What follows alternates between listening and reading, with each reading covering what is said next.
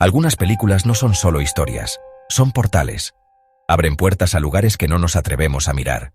El Exorcista, estrenada en 1973, es una de esas películas.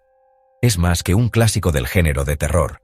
Para muchos, es una herida cinematográfica que nunca ha sanado por completo. La historia de una niña poseída por una entidad demoníaca sacudió al mundo hasta lo más profundo. El público se desmayaba en los cines. La gente salía corriendo y gritando. Las imágenes que proyectaba en la pantalla eran tan poderosas, tan profundamente inquietantes, que quedaron grabadas en el inconsciente colectivo. Fue un fenómeno, un terremoto cultural que desafió creencias y aterrorizó a millones. Pero el verdadero terror, dicen algunos, no fue lo que pasó en la pantalla. La verdadera historia de horror se desarrolló detrás de las cámaras, durante el largo y arduo proceso de filmación. ¿Y si el mal representado en la película no era solo actuación?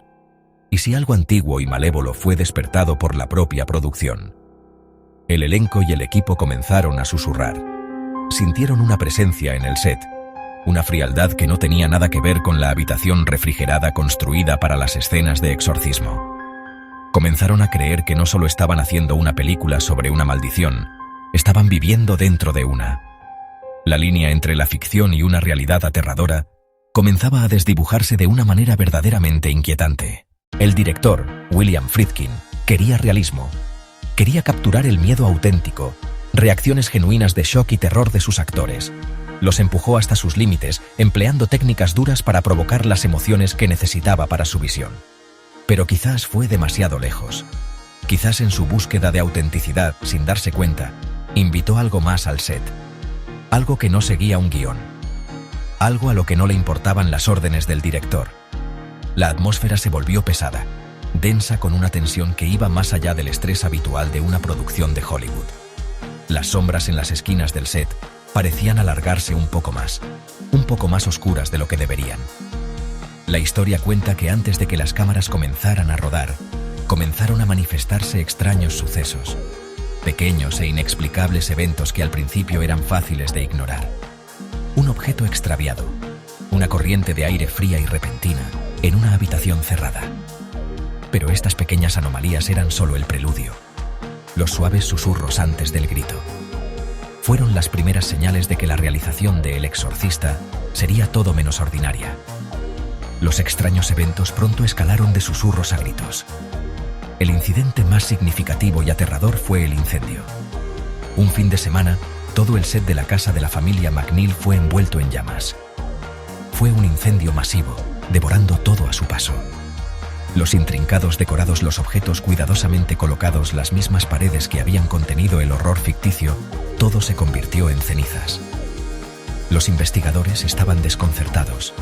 No pudieron encontrar ninguna causa lógica para el incendio. Ni cableado defectuoso ni accidente por descuido. Pero hubo un detalle que les produjo un escalofrío a todos. En medio de la destrucción total, una habitación permaneció completamente intacta por las llamas. El dormitorio de Regan, el epicentro de la posesión demoníaca en la película. Los accidentes en el set fueron implacables, acumulándose uno tras otro con una frecuencia inquietante. Ellen Burstyn, quien interpretó a Chris McNeil, sufrió una lesión permanente en la columna vertebral. Durante una escena en la que su hija poseída la arroja por la habitación, el arnés que llevaba la jaló con demasiada violencia. Su grito de dolor genuino es el que escuchamos en el corte final de la película.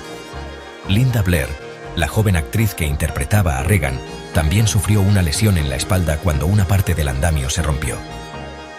Era como si una fuerza malévola estuviera atacando físicamente a los actores, infligiendo dolor real para reflejar el sufrimiento ficticio que estaban interpretando en la cámara. La oscuridad no se contuvo en el set. Parecía seguir al elenco y al equipo a casa. Una nube oscura de tragedia se cernía sobre la producción. 9 personas asociadas con la película murieron durante o poco después de su producción. Esto incluyó al actor Jack McGowran, cuyo personaje, Burke Dennings, es el primero en morir en la película. Falleció por complicaciones de la gripe poco después de terminar sus escenas. Vasiliki Maliaros, la actriz que interpretó a la madre del padre Karras, también murió antes de que se estrenara la película.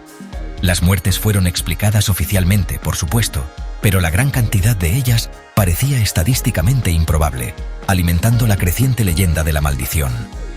La constante cadena de infortunios y tragedias creó una atmósfera de puro pavor. El equipo se puso tan nervioso que el director William Friedkin, un hombre no conocido por sus inclinaciones espirituales, se sintió obligado a tomar medidas. Le pidió a un sacerdote, el padre Thomas Birmingham, quien se desempeñó como asesor técnico de la película, que realizara un exorcismo en el propio set. El sacerdote se negó, afirmando que un exorcismo completo era demasiado extremo. En cambio, realizó una bendición, una ceremonia solemne donde recorrió los sets con agua bendita, orando y tratando de expulsar la negatividad palpable que se había arraigado allí. Una medida desesperada para tiempos desesperados.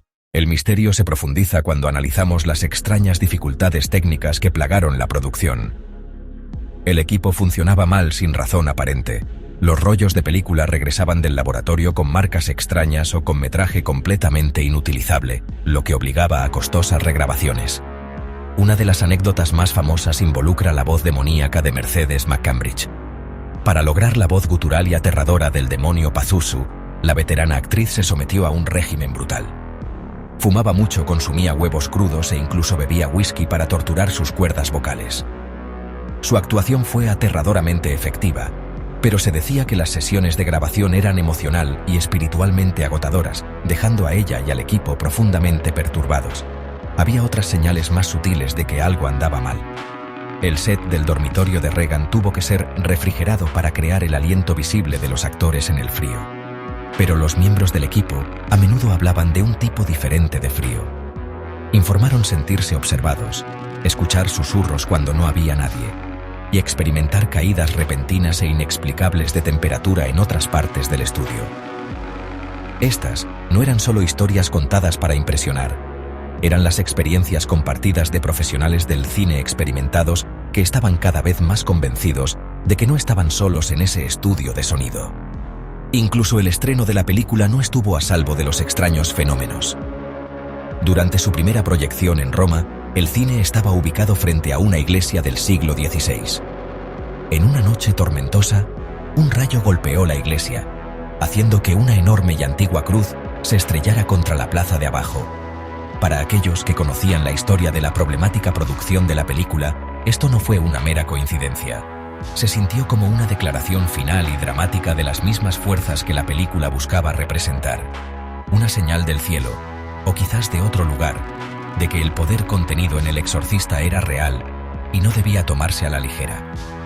La leyenda de la maldición también habla de un misterioso guardia de seguridad que fue contratado para vigilar los sets por la noche.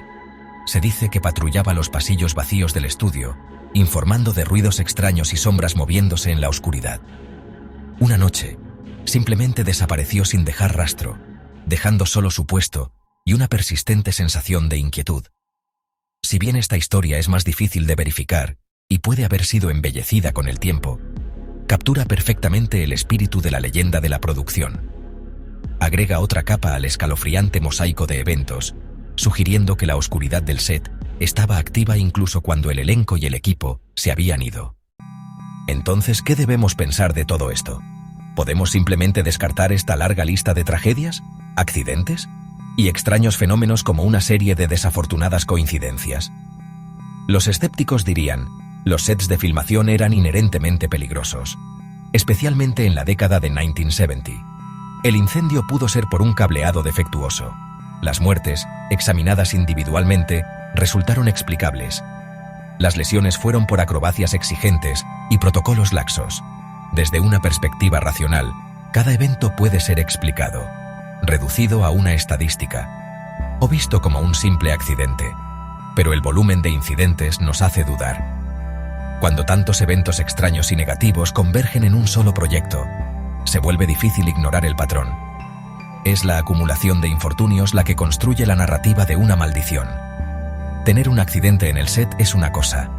Tener un incendio, múltiples lesiones graves, una serie de muertes y fallas técnicas inexplicables. Todo ocurriendo alrededor de una película sobre la naturaleza del mal. El todo parece mayor que la suma de sus partes. Desafía nuestras explicaciones simples. Quizás el tema jugó un papel. Posesión demoníaca, maldad pura. ¿Creó la producción un vórtice psicológico? El poder de la sugestión es fuerte. Un elenco y equipo inmersos en material oscuro podrían volverse hiperconscientes. Interpretarían cada contratiempo como parte de una narrativa sobrenatural. El miedo y el estrés pudieron crear una profecía autocumplida. La expectativa de una maldición hacía que cada coincidencia pareciera confirmación. La mente puede ser poderosa y traicionera. En última instancia, la verdad queda envuelta en la niebla del tiempo y la leyenda. ¿Estuvo el exorcista realmente maldita por una entidad malevolente? ¿O fue una tormenta perfecta de mala suerte? ¿Prácticas cinematográficas peligrosas? ¿Histeria colectiva alimentada por una historia aterradora? No hay una respuesta definitiva, y quizás ahí radica el poder de esta historia. Reside en el inquietante espacio entre lo que sabemos y lo que tememos. Nos obliga a confrontar que hay cosas que no entendemos. Y nos deja con una pregunta que perdura después de los créditos. ¿Fue todo solo una coincidencia? Tú decides.